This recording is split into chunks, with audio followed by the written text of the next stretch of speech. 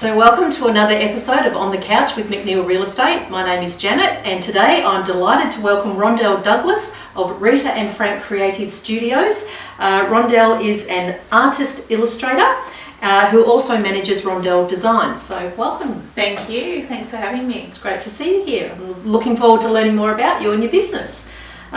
So firstly, tell us a bit about yourself and your background. Okay, so I grew up in southeastern suburbs, so in Deborah Hills, and when I was in my early 20s I moved to Queensland with my now ex-husband. He was in the Air Force. We lived there for 10 years, and then when we separated and he was getting posted off to some country town in New South Wales, I decided to bring my 3 daughters and myself back to Victoria.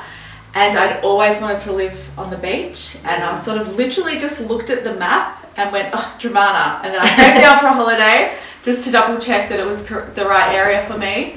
And as soon as I saw those beach boxes as you drive into Safety Beach in Dramana, I was like, yeah, that's it. So we moved down here. That was, I think, 2011, and we've been here. I'm now in Rosebud, just near Macrae there, and I just love it down here. I love it. It's just a great atmosphere. There's so much to see, like visually as an artist and an illustrator. There's just, I love waking up in the morning, and if I decide to take my kids to school instead of making them catch the bus, they drive along the border. It's just like, we're so beautiful. Lucky just to live here. And I honestly haven't been going to the beach that much lately, but just knowing it's there and being able to look at it and listen to it. Yeah. No, that's fantastic.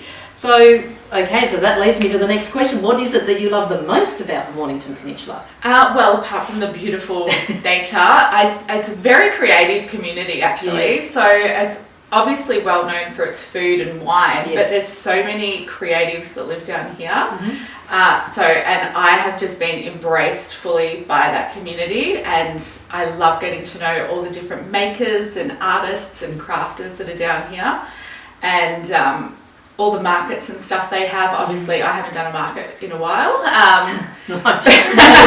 Unfortunately, with COVID. Yeah, but it's just, great atmosphere. And not just creative businesses. I've joined like the Peninsula Business Network and Kick-Ass Collective, and meeting other small businesses, regardless of what their industry is. It's a really great supportive community on the Peninsula. Because when you think that you're going through a rough patch, it's really lovely to talk to someone else who's either been through it and come out of it, or is going through it themselves and realise that it's not just me, it's okay. Exactly, and I don't see that sort of competitive spirit down here. Everyone's really just really supportive, so it's great. That's fantastic. So, Rita and Frank Creative Studios. Yes. Why did you decide to open it, and what is it?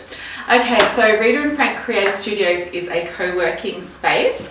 The name Rita and Frank was my grandparents' middle names. Oh, okay. And they were both very creative. Growing up, I spent a lot of time with my nana after school and school holidays because my mum was working.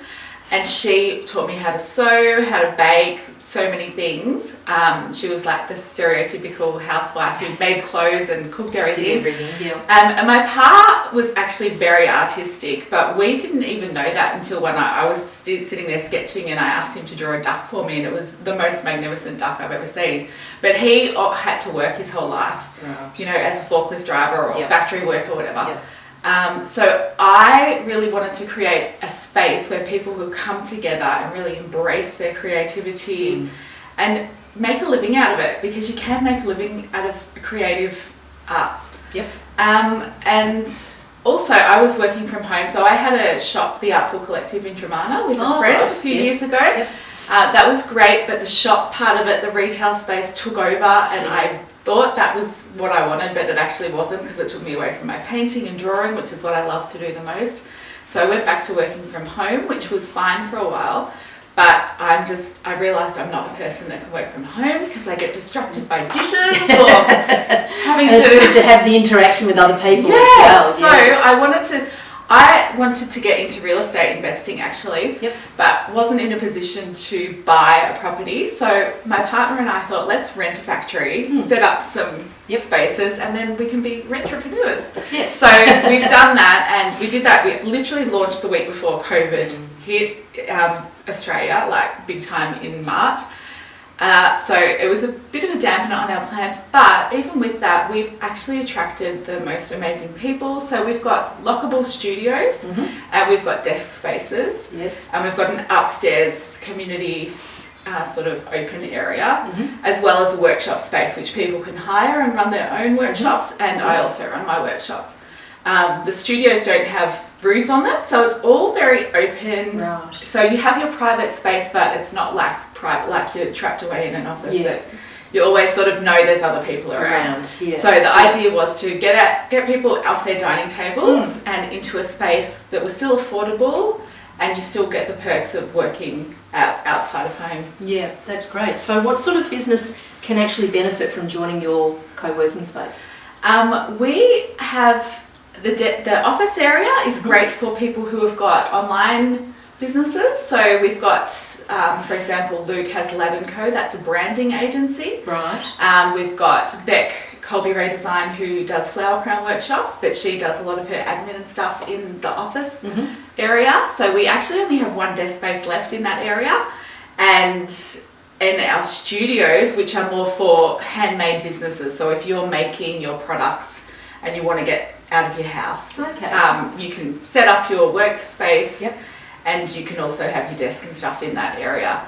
And those spaces are pretty much full also. We've got we've got one left of those. But our workshop space, which also transitions into a pop-up monthly open studio, which is the first Saturday of the month, that can be leased by anybody at any time by the hour. So if anyone wants to, if they're not in the space but want to come and run a workshop, they can do that. That's fine. That sounds great. So how many people can you get in that space at a time if someone was running a workshop? You can fit up to about 20 people seated, and probably about 30 standing. Like so sitting, I mean like around big trestle tables and stuff. So, that's fantastic. So what sort of equipment do you provide, and what does the client need to bring with them? We provide the space, so the empty rooms or the empty desk with maybe a bookcase. And amazing internet. Right, because that's obviously the number one. We've got really great fast internet, and 24-hour access. They get their own code, so they can come in any time of the day or night. And we have a little kitchenette and a bathroom. But as far as what they need to bring anything to do with their business. We do have some lighting and equipment like that we're always open to sharing with each other. But just bring your own stuff. Fantastic. So what's different about your studio compared to others? Because there are others on the Mornington Peninsula. Yeah, there's some great ones that have been running for a while, and new ones that are opening up. I guess our space, and what I've been told so many times, it has a really great vibe. So we've just attracted the most amazing people. It's not private as far as you're not going to it's not going to be like you're working at home in your home office and there's no one around. There's always a couple of people around. It is open. We do like a Monday morning mini mastermind group just to get the goals set for the week. So I guess that would be what sets us apart. And because we do have a lot of makers and people with physical products, we do that open studio once a month, which it's like setting up your market without having to do it in the rain and the wind. We get people coming through once a month for that. So, Okay, that sounds fantastic. So we've already answered the question on whether you hold workshops. Yes, you do. We do.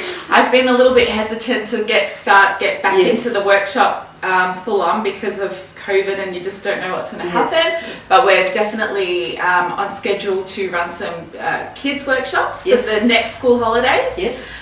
And we've also got one of our other studio residents, Mornington Peninsula Light, Tanya. She has another business which is Inner Shine for Girls. So she's been running some workshops for teenage girls who need some help with that self-worth and self-love, which is amazing. And she's had a lot of requests for adult workshops along the same theme, where they sort of play with essential oils and candles and crystals and stuff. So she's really looking forward to booking some of those in. And we've got a couple of other local artists and makers who have booked in some workshops for the end of March and April. So I think the next one is a Friday night. And towards the end of March, our Facebook page will have all the details by the end of this week. and she's going to be doing some fun things. Oh, sounds amazing. Yeah. Very exciting. So I'll have to get down to Capel Sound or Rosebud and have a look. So I know we talked off camera, you've got a workshop coming up, and so it's a bit of a special for anyone who's watching this video. Yes. So anyone who's watching this video, contact Rondelle and...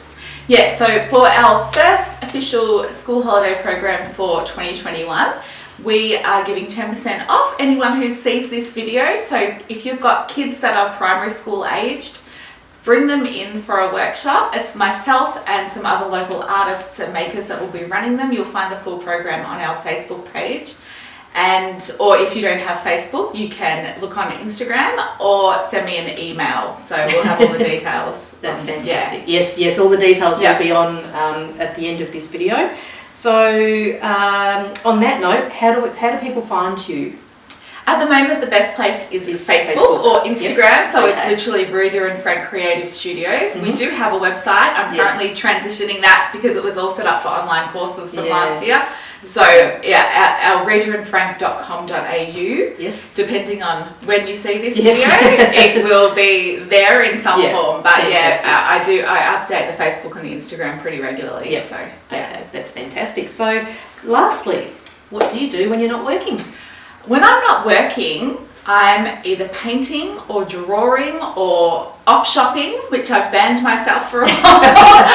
And I have my own YouTube channel for Rondelle Designs, which is art, craft, DIY. So I'm really always thinking about what video can I do next. So on the weekends, I've found that's when I'm making my videos. So whether it's a bedroom makeover at home, using sort of upcycled materials and crafty bits, or a paint with me where I actually just put the camera on me painting an entire new artwork. So that's what I'm loving at the moment. That's fantastic. No, that's really exciting. Well, that's the end of another episode of On the Couch with McNeill Real Estate, and thank you, Rondelle, for joining us. Thank we you. Look forward to seeing your business growing and people being able to join in and have workshops and go down to Rosebud and check it all out. So thank you for watching.